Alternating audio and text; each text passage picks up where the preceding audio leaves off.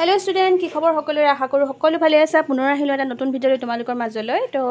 কমেন্টত এজনে কৈছিলে যে 1 নম্বৰ পাঠৰ পৰা আপুনি দিব বুলি গতিকে মই তেওঁৰ কাৰণে স্পেশালি তেওঁৰ কাৰণে দিছো বাৰু ভিডিঅটো আৰু সকলোৱে চাব তো 1 নম্বৰ পাঠৰ পৰা মই স্টাৰ্ট কৰিছো বাৰু আৰু পিছৰ কিন্তু দি থোৱাই আছে সকলোৱে চাব পাৰিবা তো অনুশীলনী 1 এৰ প্ৰথম প্ৰশ্নটো আছে 204 এ লিখিব পৰা আটাইতকৈ সৰু আৰু আটাইতকৈ ডাঙৰ সংখ্যা কি একেবাৰে সহজ এইখিনি প্ৰশ্নখিনি মই কৰাই দিম আজি 1 নম্বৰটো চোৱা 204 ৰে লিখিব পৰা 204 ৰে লিখিব পৰা এনেকৈ লিখি লবা 204 ৰে লিখিব পৰা আটাইতকৈ সৰু আৰু আটাইতকৈ ডাঙৰ সংখ্যাটো তো আটাইতকৈ সৰু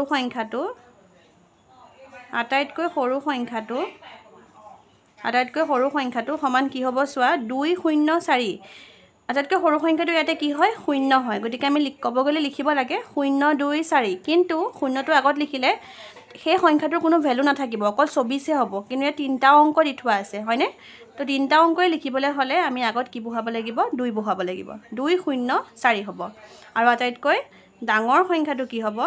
ওটো উল্টাই দিয়া 420 বুজি পালা সৰুৰ পৰা লিখিলো ডাঙৰলৈকে ডাঙৰৰ পৰা লিখিলো সৰুলৈকে কিয় 0টো আগত লিখিব নোৱাৰো কাৰণ 0টো আগত লিখিলে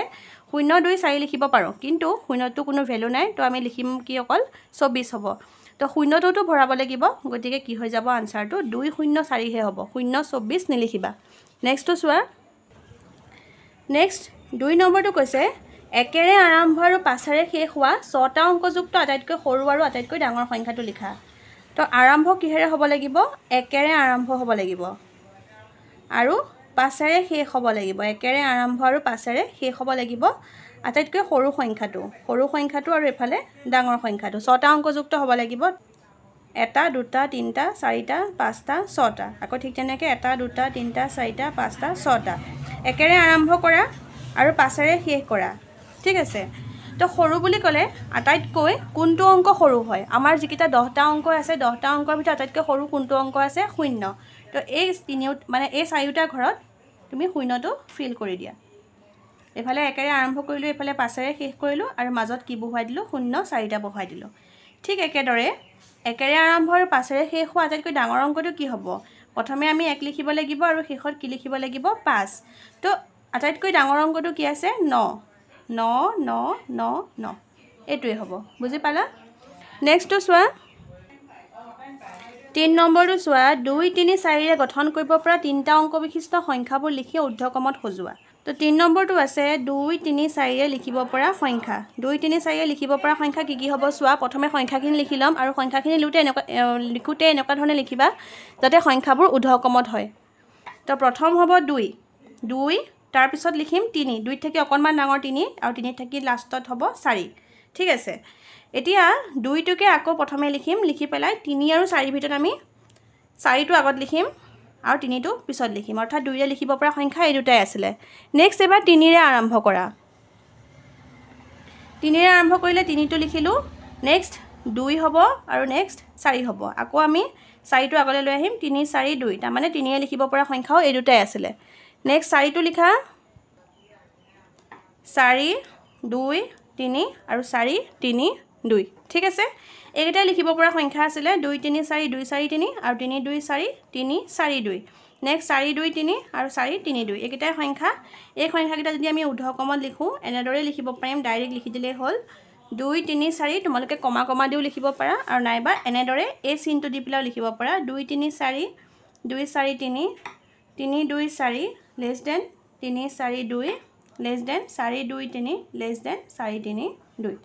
বুজি পালা নেক্সটটো চোৱা 4 নম্বৰটো চোৱা 5 8 7 আৰু 4 ৰে গঠন কৰিব পৰা 5 8 7 আৰু 4 ৰে এই সংখ্যাকিটা গঠন কৰিব পৰা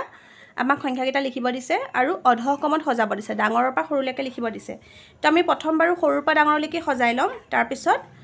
হেবাৰ আমি সেই সংখ্যাখিনি উল্টাকে লিখি দিব পাৰিম তো প্ৰথম সৰুৰ পৰা ডাঙৰলৈকে লিখিলে প্ৰথম সংখ্যাটো হ'ব 4 সবত থেকে সৰু সংখ্যা আছে 4 বা তোমালোকে উল্টাকে লিখিলে এনেকৈ লিখিব পাৰা প্ৰথমটো লিখিব পাৰা 8 8 7 5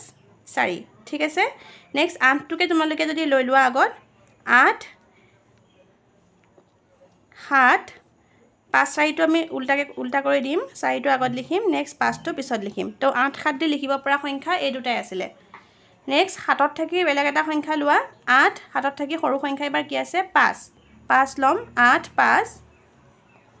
7 4 আকৌ একেদৰে 8 5 4 7 ঠিক আছে নেক্সট চোৱা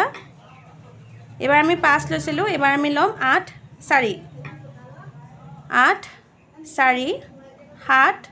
5 8 4 5 7 হল 8 লিখিব পৰা সংখ্যা এইকেইটাই নেক্সট 8ত থাকি সৰু সংখ্যা কি আছে 7 এবাৰ আমি 7টো লম 7 নেক্সট লম 8 7 8 5 4 আকৌ একেদৰে 7 8 4 5 8টো ললো এবাৰ 8ত থাকি সৰু সংখ্যা এটা লোৱা 7 5 লৈ লোৱা এবাৰ 7 5 8 4 আকৌ ঠিক একেদৰে 7 5 4 8 5ত থাকি এবাৰ সৰু লম 7 4 8 7 7 4 8 7 সৰি 8 5 হ'ব এবাৰ 8 5 7 4 8 5 7 4 5 8 বুজি পাইছা নেক্সটটো চোৱা 7ৰ ঘৰকেইটাও শেষ এবাৰ আমি 5ৰ ঘৰটো লম 5 8 7 4 5 8 4 7 8ৰ ঘৰটো শেষ এবাৰ আমি 8ত থাকি সৰু সংখ্যা লম 7 5 7 8 4 5 7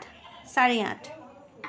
আকৌ 5 7টো ললোৱে 8ও ললো এবাৰ আমি লম 4 7 4 5 4 বাইকেইটা থাকিলে 8 7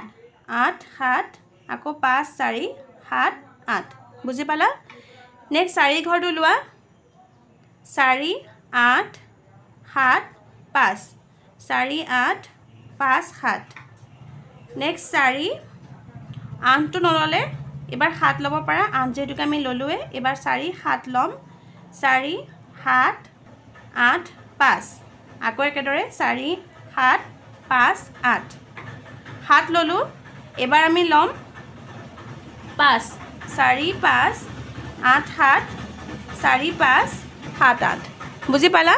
এইকেইটাই হৈছে সংখ্যা আৰু ডাইৰেক্ট অধঃক্ৰমতে আমি লিখি দিছোঁ গতিকে সংখ্যাকেইটা লিখি পেলাই তোমালোকে আকৌ এটা লাইন লিখি দিবা যে অধঃক্ৰমত